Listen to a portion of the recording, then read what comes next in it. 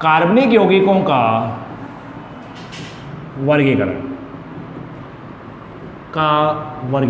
कार्बनिक यौगिकों का वर्गीकरण,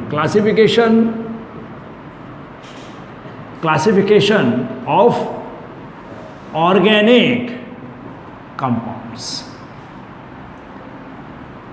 पहले तो हम देखेंगे कि कितने तरह से इसको क्लासिफाई करते हैं और उसके बाद प्रत्येक के बारे में छोटा छोटा एक एक एग्जाम्पल लेके उसको समझाएंगे क्या होता है, ठीक है ना।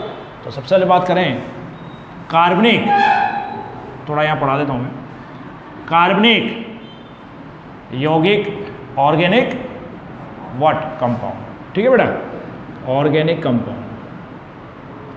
तो ध्यान से देखना, ऑर्गेनिक कंपाउंड जो होते हैं इनको अपन दो पोर्शन में डिवाइड कर सकते हैं। सबसे पहले एक होते हैं अचक्रीय, या इनको बोलते हैं विवृत, अचक्रीय या विवृत या खुली श्रृंखला, ठीक है। इनके लिए एक वर्ड भी यूज किया जाता है एलिफेटिक। क्या बोला जाता है? एलिफेटिक, ठीक। अचक्रीय, विवृत, खुली श्रृंखला, एलिफेटिक बोलते हैं ओपन चेन, ठीक है ना। एक तो ये ग्रुप हो गया, ये वाला ग्रुप।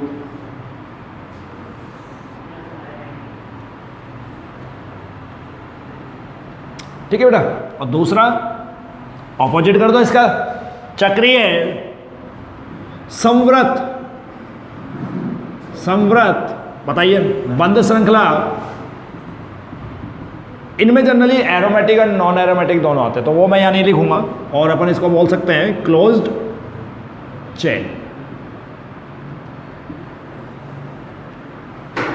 पहली बात तो सबसे पहले आप ये ध्यान रख लीजिए, ऑर्गेनिक कंपाउंड यानी कार्बनिक यौगिक को कितने भागों में बांट रहे हैं? दो मेजर भागों में बांट रहे हैं। एक होते हैं अचक्रीय और एक होते हैं चक्रीय। अचक्रीय वो हो गए जिनमें कोई साइकिल नहीं बनेगी। जैसे अगर पहिया है आपके पास, साइकिल का पहिया है, हमने क्या किया, उसको एक तरफ से पकड़ के ऐसे सीधा कर दिया, अब वो साइकिल नहीं है, अब वो पहिया नहीं है, वो चक्र में नहीं है ना, तो वो अचक्रीय हो गया। तो इस तरह के कुछ कंपाउंड्स पढ़ेंगे। फिर अगर अपन आगे चलें अचक्रीय में, तो अचक्रीय में अपन जनरली जो जो पढ़ते हैं मैं यहाँ बता देता हूँ, उसको क्लासीफाई तो नहीं करेंगे बट मैं बता देता हूँ क्या पढ़ेंगे अपन। जैसे एल्केन, बताइए, एल्काइन, और इसी तरह के वो सारे यौगिक जो इनके क्या होंगे, डेरिवेटिव होंगे। डेरिवेटिव जानते हो बेटा? Alkene, alkane, alkyne and their derivatives. Derivatives का मतलब होता है बेटा, यानी एल्किन, एल्काइन व इनके व्युत्पन्न, किनके व्युत्पन्न? व्युत्पन्न का मतलब होता है कि एक पर्टिकुलर पदार्थ से आप कोई नया चीज़ बना रहे हो। जैसे मैंने एक दिन एग्जाम्पल दिया था, आपके पास आटा है, आटे से आपने रोटी बना ली, उसी आटे से आप बाटी भी बना सकते हैं, उसी आटे से आप हलवा भी बना सकते हैं। वो डिपेंड करेगा आप क्या बनाना चाह रहे हो, आटा तो एक ही है ना। तो वो जो बाकी प्रोडक्ट बनेंगे वो सब क्या है? डेरिवेटिव है, क्या आपने उनसे क्रिएट किया है। पसंद है ना? चलिए, तो यहाँ पर इनको पढ़ेंगे। इसके बाद चक्रीय में आता है। चक्रीय यौगिकों को हम फिर दो भागों में बांट देंगे। एक वो होते हैं जो समचक्रीय होते हैं। क्या होते हैं बेटा? समचक्रीय, या इनको कार्ब चक्रीय भी बोलते हैं। क्या बोलते हैं? कार्ब चक्रीय। इंग्लिश में इसको बोलते हैं होमोसाइकिल। सबको डिफाइन करूंगा मैं अलग से एक बार, पहले अपन क्लासिफिकेशन कर लें। और एक होता है विषम चक्रीय यानी हेटेरोसाइकिल। अब इसको फिर दो भागों में बांट देंगे हम। होमोसाइक्लिक हो गया ना, विषम चक्रीय, साइक्लिक। इसको फिर दो भागों में बांट देंगे। एलिसाइक्लिक, व्हाट बताइए? साइक्लिक। और बताओ? एरोमेटिक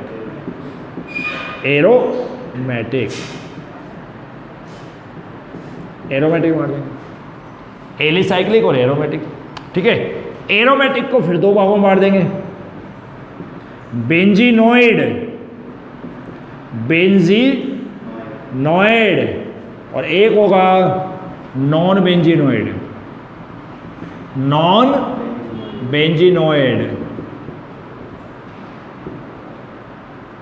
इस तरह से हम क्या कर देते हैं, ऑर्गेनिक कंपाउंड्स का क्लासिफिकेशन कर देते हैं, वर्गीकरण। दोबारा सुन लीजिए, ऑर्गेनिक कंपाउंड्स क्या है, यहाँ पर दो पोर्शन में बटेगा। सबसे पहले अचक्रीय और चक्रीय में, और अचक्रीय मतलब ओपन चेन, जिनके अंदर अपन कुछ विशेष बातें पढ़ेंगे, एल्केन, एल्केन, एल्काइन, और इनसे बनने वाले यौगिक, है ना। और चक्रीय में हम दो तरह के संरचना पढ़ते हैं, समचक्रीय और विषम चक्रीय। समचक्रीय यानी कार्ब चक्रीय, ठीक। अभी बताता हूँ क्या होता है इसको। और ये फिर दो भागों में बढ़ जाते हैं, एलिसाइक्लिक और एरोमेटिक। और एरोमेटिक फिर दो भागों में बढ़ जाते हैं, बेंजीनोइड और नॉन बेंजीनोइड। कॉपी कर ले इसको, फिर आगे पढ़ते हैं।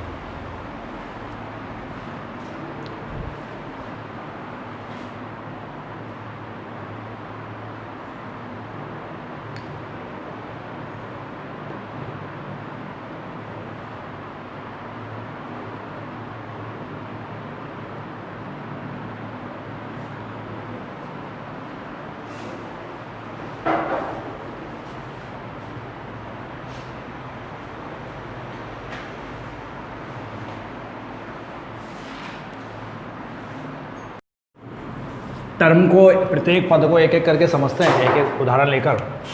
पहले हम बात कर रहे हैं एलिफेटिक, जो हमने वर्ड लिया था, और वो किसके लिए लिया था, ओपन चेन या खुली श्रृंखला यौगिकों के लिए, है ना। इनके लिए बात की थी अपन ने, ओपन चेन कंपाउंड्स के लिए। तो ये क्या होता है, जिनमें कार्बन जो परमाणु है दोनों सिरों पर परस्पर जुड़ते नहीं है। यानी दो कार्बन परमाणु, सिरों वाले कार्बन परमाणु आपस में क्या नहीं होते, कनेक्ट नहीं होते, ठीक है ना। यानी जैसे मान लीजिए आपके पास ये बन गया, अब ये जो कार्बन है और ये जो कार्बन है, ये C1 ये C4, इनमें कनेक्शन नहीं होगा, ये ऐसे रहेंगे। इनको बोलते हैं ओपन चेन, ठीक है ना, खुली श्रृंखला। तो खुली श्रृंखला में अपन वो पढ़ते हैं, ऐसे यौगिकों में सिरे वाले कार्बन परमाणु परस्पर बंधित नहीं होते, बॉन्ड नहीं बनाएंगे, ठीक है ना। क्या कह सकते हैं इसको, in these compounds bond between ended carbon atoms is absent. ये बॉन्ड नहीं होता इसमें, बाकी मतलब बॉन्ड बनते हैं। एग्जाम्पल, एक एग्जाम्पल अपन लें, जैसे C वाला, ये जो तरीका है ना, ये ओपन चेन है, समझ आ गई बात। ये खुली श्रृंखला है, और खुली श्रृंखला की विशेषता आगे भी जुड़ सकते हैं।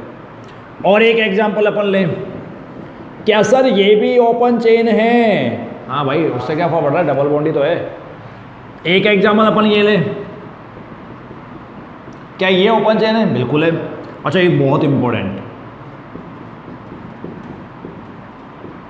अब इसको ध्यान से देखो, ऐसे जा रहा था, अचानक से शाखाएं निकल गई। तो ओपन चेन में शाखाएं भी होते हैं, पर इसका मतलब ये नहीं है कि ये बंद हो गया, ये ओपन है चारों तरफ से, ठीक है ना। तो ओपन चेन जो कंपाउंड्स हैं वो कैसे हो सकते हैं, शाखित यानी ब्रांच, और अशाखित अर्थात नॉन ब्रांच। यही तो बोलोगे, समझ आ गया बात। तो एक तो ये हो गया, इसको बात कर लेंगे, ठीक है ना। इसके बाद आता है अपन नंबर 2 पर हम बात करेंगे एलिसाइक्लिक। किसको देखेंगे, एलिसाइक्लिक यौगिक, एलिसाइक्लिक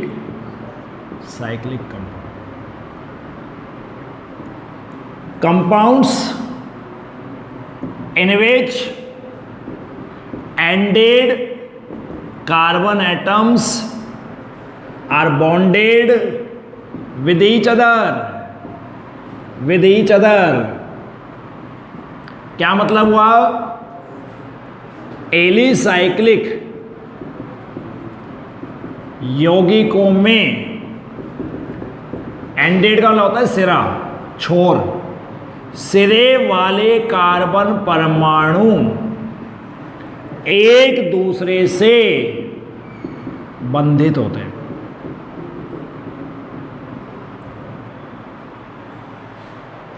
एलिसाइक्लिक जो कंपाउंड है वो दो तरह के हो सकते हैं, होमोसाइक्लिक यानी समचक्रीय और हेटेरोसाइक्लिक अर्थात विषम चक्रीय। समझ आए बात? होमोसाइक्लिक या समचक्रीय का मतलब है जब एक रिंग बने आपकी, क्या बने? रिंग। चक्र क्या होता है? साइकिल क्या होती है? रिंग होती है। उसमें केवल एक ही प्रकार का तत्व होना चाहिए। अगर आपके पास कार्बन है तो पूरी रिंग में कार्बन होने चाहिए, अगर नाइट्रोजन है तो पूरी रिंग में क्या होने चाहिए? नाइट्रोजन। लेकिन चूंकि हम कार्बनिक यौगिक पढ़ रहे हैं तो उसमें क्या होना चाहिए? कार्बन। तो देखिए यहां पर एग्जांपल देखते हैं। अगर मैं इस पहले वाले कंपाउंड को ऐड कर दूं, इस कार्बन को इस कार्बन से ऐड कर दूं, तो ये 5 कार्बन की श्रृंखला कुछ ऐसे बन जाएगी, नहीं बन जाएगी? बताइए। बन जाएगी ना? इसको बोलते हैं एलिसाइक्लिक। ये हो गया साइकिल, ठीक। और एग्जांपल ले लें अपन, क्या मैं इसे बना सकता हूं डबल बॉन्ड वाले को? बिल्कुल बना सकते हैं सर। ये बना दिया, डबल बॉन्ड लगा दिया मैंने। ट्रिपल बॉन्ड भी ऐसे ही बन सकता है। लेकिन इनमें देखो चक्र बन गया या नहीं बन गया? अरे भाई सिंपल है ना, इसको लेके यहां जोड़ दे, इसको लेके यहां जोड़ दे। किससे जोड़ना है? ऐसे। अब आई बात समझ में? आगे बात है ना। लेकिन अगर मैं एक एग्जांपल ऐसा ले लूं, कैसा ले लूं? ऐसा ले लूं, ऐसा, तो चक्र तो अब भी बना है, परंतु एक गड़बड़ हो गई भैया। इस चक्र में सभी तत्व एक जैसे नहीं है, एक तत्व अलग टाइप का आ गया। तो ये जो तीसरा वाला है ये क्या कहलाएगा? विषम चक्रीय। और ये दोनों कैसे हैं? समचक्रीय। हजारों लाखों तरह के एग्जाम्पल है। अपन तो कुछ बेसिक बातें पढ़ रहे हैं कि एलिसाइक्लिक और इसमें एलिफेटिक में। एलिफेटिक तो कोई दिक्कत ही नहीं है, ब्रांच। और ये सारे कैसे हैं? ये सारे कैसे हैं? ये नॉन ब्रांच है, अर्थात अशाखित हैं। कैसे बेटा? अशाखित है। और ये कैसे हैं? बताओ। ब्रांच्ड है, शाखित है। और भी बन सकता है, अपन ने तो बहुत 2-3 एग्जाम्पल समझाने के लिए छापो।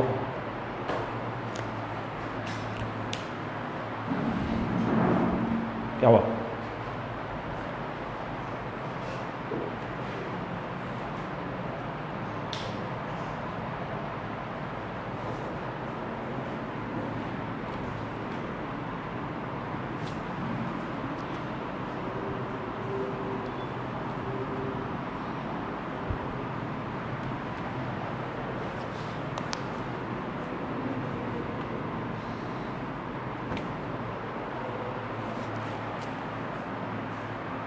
थर्ड पॉइंट है एरोमेटिक यौगिक, एरोमेटिक कंपाउंड्स।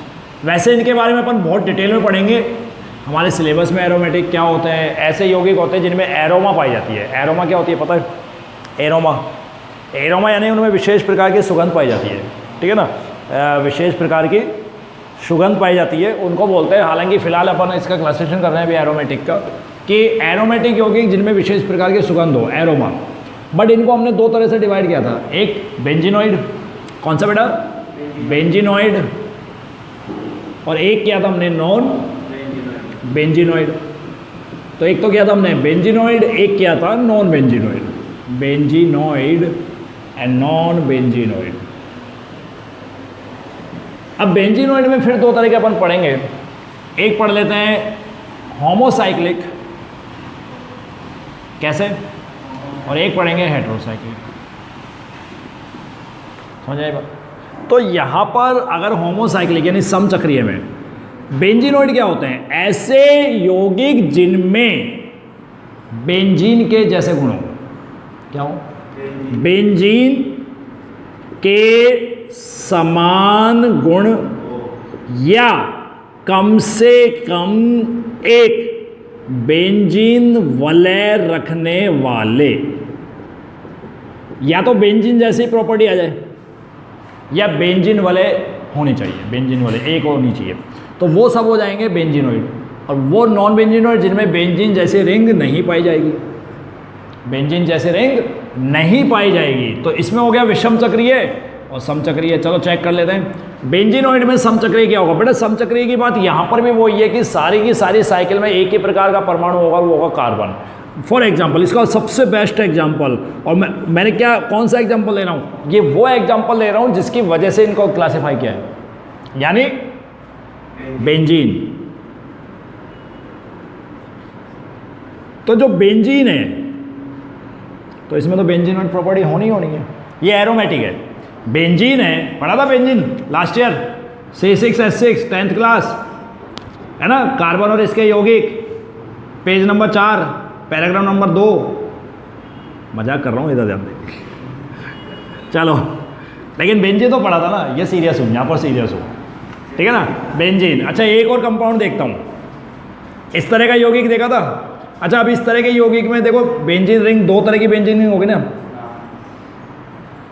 ऐसी दो बेंजीन रिंग हो गई। और मैंने क्या लिखा था, कम से कम एक तो होनी चाहिए। इसको बोलते हैं नेफ्थलीन। क्या बोलते हैं मैडम? नेफ्थलीन। और इसको हिंदी में बोलते हैं नेफ्थलीन। तो हिंदी में भी नेफ्थलीन बोलते हैं और इंग्लिश में भी नेफ्थलीन बोलते हैं। समझ आए बात? ठीक। तो ये जो कंपाउंड्स हैं, ये कौन से कंपाउंड हैं? बेंजीनोइड में आते हैं। और भी बहुत सारे हैं, अपन पढ़ेंगे आगे जब चैप्टर पढ़ेंगे एरोमेटिक, वहाँ बहुत सारे बताऊंगा और रीजन भी बताऊंगा कि एरोमेटिक क्यों होते हैं। और एरोमेटिक में ये दो तरह के हैं, तो ये भी एरोमेटिक है और ये भी एरोमेटिक है। इसमें जबकि बेंजीन नहीं है फिर भी एरोमेटिक है, पढ़ेंगे अपन सारा, ठीक है ना। अब हेट्रोसाइक्लिक विषम चक्रीय, विषम चक्रीय, इसका मतलब ये कह रहा है, देखो यहाँ पर अगर मैं सबको दिखाऊं ना इस वाले बेंजीन में, तो सारे के सारे क्या हैं? ऐसे तो बनाएगा भाई, बाकी एच लगा दो, एच लगा दो बाकी, है ना। पर अपन यहाँ एच नहीं दिखा रहे, अपन सिर्फ समझने के लिए इसको दिखा रहे। इसमें यहाँ जहाँ जहाँ वो है कार्बन दिखा दो ऐसे, ये कुछ ज़्यादा ही नीचे हो गया है। चलो ठीक है। एक कंपाउंड मैंने ऐसा लिखा, ऐसा, इसको देखो और देखते रहो ऐसे। इसे बोलते हैं फ्यूरेन। क्या बोलते हैं? फ्यूरेन। ये भी बेंजीनोइड है, बट इसमें देखो पूरी साइकिल के अंदर एक गड़बड़ हो गई। क्या आ गया? क्या आ गया? ऑक्सीजन आ गया। अच्छा, एक और देखूं, सपोज करो मैंने यहां लिख दिया ऐसे,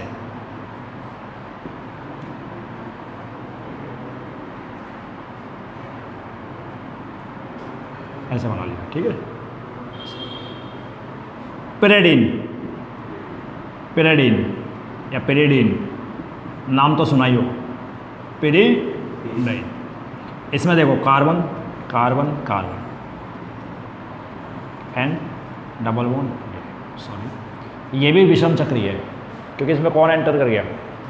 कौन एंटर कर गया? कौन सा परमाणु आ गया? नाइट्रोजन। तो विषम चक्रीय हो चाहे समचक्रीय हो, ये सब किसके अंदर आ रहे हैं? बेंजीनोइड में।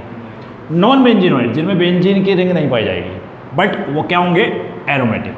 तो जैसे इसका अपन एक एग्जांपल लें,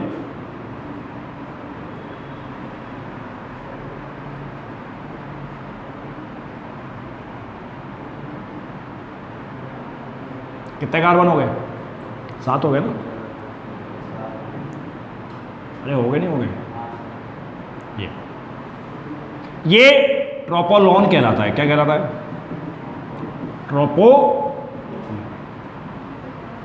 ये ट्रोपोलोन कहलाता है। क्या ये बेंजीन जैसा दिख रहा है? क्या नहीं दिख रहा ना? बेंजीन जैसी संरचना नहीं है, पर फिर भी एरोमेटिक है। एरोमेटिक है बट बेंजीन जैसा नहीं है, इसलिए इसको किस में डाल दिया?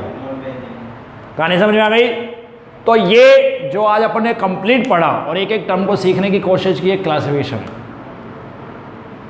इतना ही नहीं है, इसको हम आगे पर्टिकुलरली हर टॉपिक को पढ़ेंगे। एल्केन एल्किन पढ़ेंगे, एलिफेटिक पढ़ेंगे, एरोमेटिक पढ़ेंगे, बेंजीन पढ़ेंगे, बेंजीन जैसे कंपाउंड पढ़ेंगे, ठीक है ना, वो सब पढ़ेंगे।